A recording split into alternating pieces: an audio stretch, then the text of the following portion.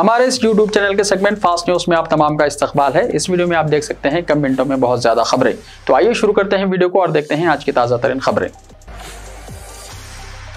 तेलंगाना में खानदानों से ज्यादा गाड़ियां। तेलंगाना में हर साल गाड़ियों की तादाद में बतदरीज इजाफा हो रहा है। रियासत में 1 करोड़ 20 लाख खानदान हैं, जबकि महकमा ट्रांसपोर्ट के दादोशुमार के लिहाज से 1 करोड़ 53 लाख गाड़ियां हैं। अलहदा रियासत तेलंगाना की तश्कील के मौके पर 2 जून 2014 तक 51,52,000 गाड़ियां थी। जारिया साल फरवरी 2023 तक गाड़ियों की तादाद 1 करोड़ 53 लाख से पार कर चुकी हैं। इनमें 2 पहियों की गाड़ियां 73.7%, कार 13%, इसके बाद तीसरे नंबर पर ट्रैक्टर्स हैं। रियासत में हर दिन तमाम अक़साम की कई नई गाड़ियां सड़कों पर पहुंच रही हैं। शख्सी गाड़ियों के रुझान में बहुत ज्यादा इजाफा हुआ है। कोरोना के बाद लोगों ने शख्सी गाड़ियों को ज्यादा अहमियत दी है।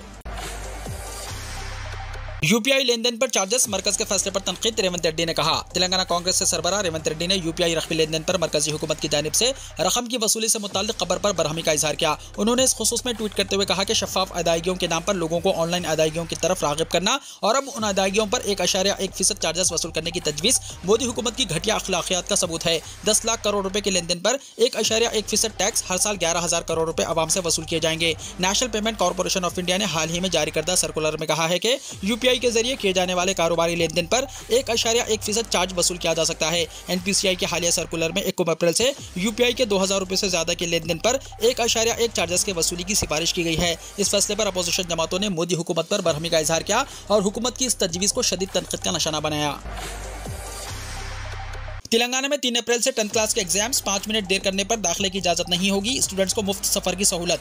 तेलंगाना की वज़ीर तालीम सबिता इंदिरा रेड्डी ने कहा कि 10th क्लास के एग्जाम्स रियासत भर में 3 अप्रैल से शुरू होंगे। वज़ीर ने वाज़ेह किया कि एग्जाम्स सुबह 9:30 बजे से शुरू होंगे और स्टूडेंट्स को सिर्फ 9:35 तक इम्तिहानी मराकिज़ में दाखिल होने की इजाजत होगी। वज़ीर ने बताया कि 10th क्लास के हॉल टिकट्स पहले ही मुतल्लिक़ा स्कूलों को भेजे जा चुके हैं और इन्हें वेबसाइट से डाउनलोड भी किया जा सकता है। वज़ीर तालीम सबिता इंदिरा रेड्डी ने कहा कि तलबा अपना हॉल टिकट दिखाकर आरटीसी बसों में मुफ्त सफर कर सकते हैं। वज़ीर सबिता इंदिरा रेड्डी ने 3 से 13 अप्रैल मुनक़िद होने वाले 10th क्लास के एग्जाम्स के सिलसिले में जिले कलेक्टर्स के साथ वीडियो कॉन्फ्रेंस की। उन्होंने कहा कि तकरीबन 5 लाख तलबा इम्तिहानात में शिरकत करेंगे। इसके लिए रियासत भर में 2,000 से ज़ायद इम्तिहानी मराकिज़ कायम किए गए हैं।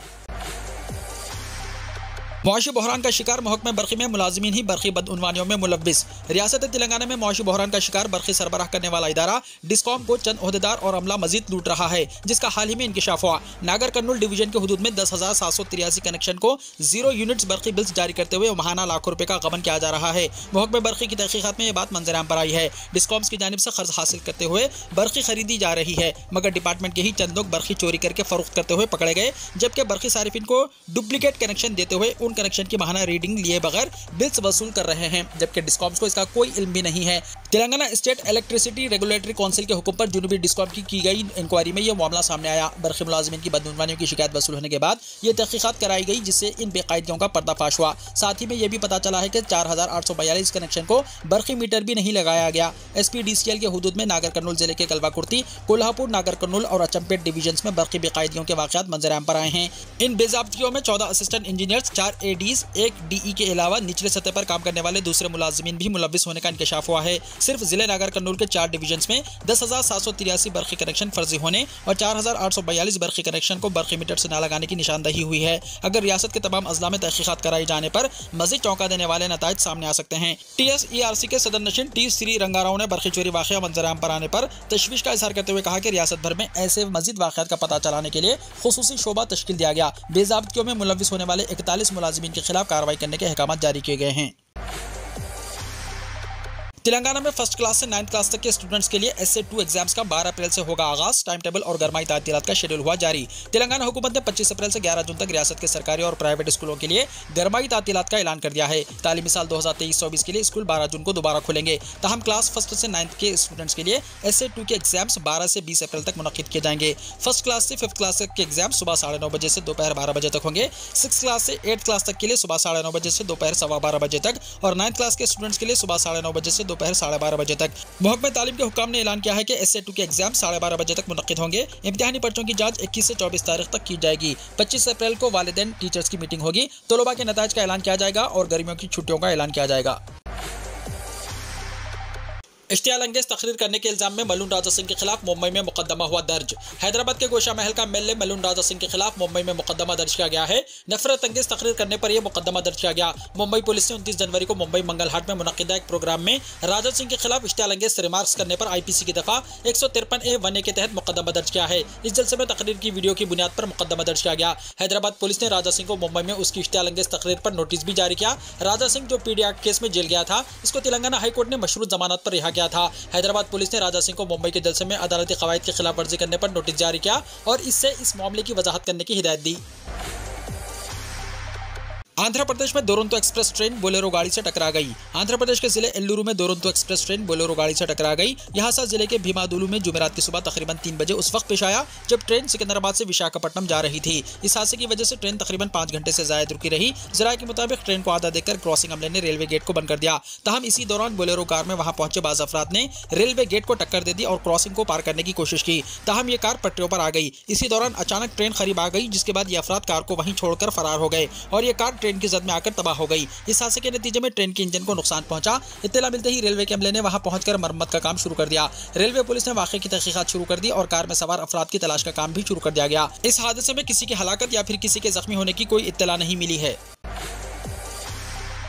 खुले मुकाम पर नमाज की अदायगी, मजलिस के लीडर के खिलाफ लखनऊ में केस दर्ज। लखनऊ पुलिस ने कुल हिंद मजलिस इत्तेहादुल मुस्लिमीन से वाबस्ता उज़्मा परवीन के खिलाफ शहर के हसीनगंज मेट्रो स्टेशन पर नमाज अदा करने पर मुकदमा दर्ज कर लिया है। हुक्काम ने जुमेरात को इत्तला दी। यह मामला चहारशंबे को उस वक्त सामने आया जब AIMIM की लीडर ने अपने ट्विटर हैंडल पर नमाज पढ़ते हुए एक तस्वीर पोस्ट की। उन्होंने अपने पोस्ट में लिखा, अल्हम्दुलिल्लाह, लखनऊ विधानसभा के सामने असर की नमाज अदा की। अगर नमाज पर पाबंदी लगाई तो हम अपने मुल्क के हर हिस्से में नमाज पढ़कर दिखाएंगे। हमारा मुल्क आज़ाद है, इसलिए मुझे आज़ादी से नमाज पढ़ने का हक है। Deputy commissioner of police central zone Aparna Rajit Kaushik ने कहा कि उस्मा ने फर्जी तौर पर नमाज अदा करने की जगह को विधान भवन जाहिर किया, जो गुमराह कुन है। पुलिस ने परवीन के खिलाफ मुख्तलिफ दफात के तहत मुकदमा दर्ज किया है। कर्नाटका में तमाम सीटों पर मुकाबला किया जाएगा। तारीखों के ऐलान के बाद केजरीवाल का बयान। कर्नाटका असेंबली इंतखाबात को लेकर बुगुल बच गया है। 10 मई को वोटिंग होगी और 13 तारीख को नताज का ऐलान होगा। अब इस ऐलान के बाद आम आदमी पार्टी के कन्वीनर अरविंद केजरीवाल ने भी आवाज उठाई है। उन्होंने कहा कि आम आदमी पार्टी कर्नाटका में हर सीट पर मुकाबला करने जा रही है। वैसे आम आदमी पार्टी कर्नाटका में काफी अरसे से इलेक्शन लड़ने की तैयारी कर रही है। पार्टी ने कर्नाटका में मजबूत तंजीम बनाई है। अरविंद केजरीवाल ने रियासत में रैलियां भी की हैं। ऐसे में पहले ही कयास आराइयां की जा रही थी कि आम आदमी पार्टी कर्नाटका इंतखाबात में कांग्रेस और बीजेपी को चैलेंज करने का काम करेगी। अब इसी कड़ी में केजरीवाल तमाम सीटों पर इलेक्शन लड़ने का ऐलान किया है। यानी 4 बड़ी जमातें इंतखाबी मैदान में एक दूसरे से मुकाबला करने जा रही हैं। अब कर्नाटक असेंबली इंतखाबात के तहत बीजेपी, कांग्रेस, JDS और आम आदमी पार्टी के दरमियान मुकाबला होगा। रामनवमी के जुलूस में फिरकावाराना हम आहंगी की एक मिसाल। रामनवमी के मौके पर सिलीगुड़ी में फिरकावाराना हम आहंगी और इत्तेहाद की एक मिसाल देखने को मिली है। रामनवमी जुलूस के दौरान इलाके के मुस्लिम नौजवान राम भक्तों में पानी की बोतलें तकसीम करते हुए पाए गए। सिलीगुड़ी में हर साल रामनवमी के मौके पर एक बड़ा जुलूस निकाला जाता है। इस साल भी शहर में होने वाले जुलूस में सैकड़ों अफराद ने शिरकत की। यहाँ जैसे ही जुलूस सिलीगुड़ी के हाशमी चौक पर पहुंचा, वहाँ फिरकावाराना हम आहंगी और इत्तेहाद की तस्वीर नजर आई। कुछ मुस्लिम नौजवानों ने रामनवमी जुलूस में शरीक अकीदतमंदों को पानी और फलों का रस पेश किया। मुस्लिम नौजवानों ने राम के भक्तों को तकरीबन 5000 पानी की बोतलें और जुलूस में बच्चों को फलों का रस पिलाया। दूसरी जानिब बारात में शामिल राम भक्त पानी और फल का रस पीने के बाद खुश हो गए। इस दौरान कई राम भक्तों ने मुस्लिम नौजवानों के साथ सेल्फियां भी ली हैं। महाराष्ट्र के जलगांव में नमाज के दौरान मस्जिद के बाहर तेज आवाज में मौसीकी की मुखालिफत के बाद तशद्दुद, कई लोग जख्मी, 45 गिरफ्तार। महाराष्ट्र के जलगांव में नमाज के दौरान मस्जिद के बाहर तेज आवाज में गाना बजाना करने पर 2 फिरकों में तनाजा हो गया। दोनों फिरके आपस में मुतसादिम हो गए, जिसके सबब कई अफराद जख्मी हो गए। यह वाक़या 28 मार्च को पेश आया था। रिपोर्ट के मुताबिक इस सिलसिले में कार्रवाई करते हुए पुलिस ने तकरीबन 45 अफराद को हिरासत में ले लिया है। पुलिस का कहना है कि हालात अब पुरअमन हैं। इंदौर में मंदिर के कुएं में गिरने के वाक़े में 13 लोगों की मौत। रामनवमी के मौके पर पेश आया वाक़या। मध्य प्रदेश के इंदौर की मंदिर में श्री रामनवमी तकरीब के मौके पर पेश आने वाले हादसे में अब तक 13 लोगों की मौत हो चुकी है, जबकि कई अफराद जख्मी हुए हैं। मीडिया इत्तलात के मुताबिक रामनवमी के मौके पर बड़ी तादाद में लोगों ने इंदौर के पटेल नगर में श्री बैलेश्वर महादेव झोलीलाल मंदिर में मुनक्किदा तकरीब में शिरकत की। इसी दौरान मंदिर के कुएं की छत गिरने से 25 से ज़्यादा लोग इसमें गिर गए। अब तक बहुत से लोगों को बहिफाजत निकाल लिया गया। राहत और बचाव का काम जारी है। कहा जा रहा है कि मरने वालों की तादाद बढ़ सकती है। महलूकीन के कुंबे के लिए 5-5 लाख रुपए मुआवजे का ऐलान भी कर दिया गया है। इलावाजी वाक़े के ताल्लुक से मजिस्ट्रेट जांच का हुक्म सादिर कर दिया गया है। रेस्क्यू ऑपरेशन अब भी जारी है। जयपुर सिलसिलेवार बम धमाका केस, फांसी की सजा सुनाए जाने वाले 4 मुस्लिम नौजवान बरी, अदालत के फैसले का एपीसीआर ने किया खैर मकदम। एपीसीआर ने राजस्थान हाईकोर्ट के जरिए 2008 के जयपुर सिलसिलेवार बम धमाकों के लिए 4 मुस्लिम नौजवानों को बरी किए जाने का खैर मकदम किया। एक अहम पेशरफ्त में राजस्थान हाईकोर्ट ने 4 मुस्लिम नौजवानों सरवर आजमी, मोहम्मद सैफ, सैफुर रहमान और सलमान को बरी कर दिया, जिन्हें पहले जयपुर बम धमाका केस में मुजरिम करार दिया गया था और उन्हें मौत की सजा सुना दी गई थी। अदालत का फैसला चारशंबा 29 मार्च को आया और इसने मोतबर सबूत फराहम करने में नाकामी पर इंसदाद दहशतगर्दी स्क्वाड यानी एटीएस से पूछगुछ करने वाली पुलिस के खिलाफ भी इंक्वायरी का हुक्म दिया। इन 4 अफराद को खुसूसी अदालत ने 20 दिसंबर 2019 को मौत की सजा सुनाई थी। ताहम हाल ही में बरी होना उनके लिए और उनके अहले खाना के लिए एक राहत के तौर पर आया है, जो ये दावा कर रहे हैं कि मुसलमान मर्दों को इस मुकदमे में फंसाया गया है। त्रिपुरा असेंबली में बीजेपी के रुकन असेंबली फौहश वीडियो देखते हुए पाए गए। त्रिपुरा में भारतीय जनता पार्टी के एक रुकन असेंबली तनाजात में घिर गए हैं। बीजेपी के रुकन असेंबली जादूलाल नाथ को मुबैना तौर पर असेंबली की इमारत के अंदर इजलास के दौरान जिनसी मवाद देखते हुए देखा गया। त्रिपुरा विधानसभा भवन के जराये ने बताया कि यह वाकया विधानसभा के इजलास के दूसरे दिन पीर को पेश आया। बीजेपी के रुकन असेंबली का असेंबली इजलास के दौरान जिनसी मवाद देखने का वीडियो अब चारशंबे की देर रात से सोशल मीडिया पर वायरल हो रहा है।